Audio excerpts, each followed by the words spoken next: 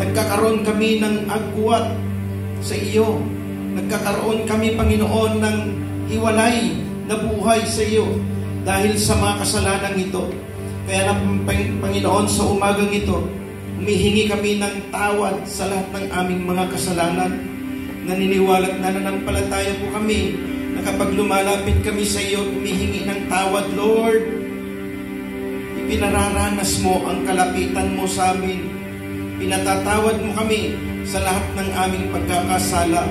Kaya naman, Panginoon, sa oras na ito, maraming salamat. Inaangkin na po namin sa oras na ito, kami malinis na.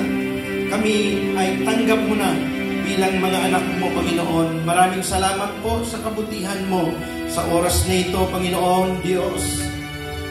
Tinataas po namin, O Diyos, ang buhay ng aming tagapagturo sa umagang ito, sa buhay ng aming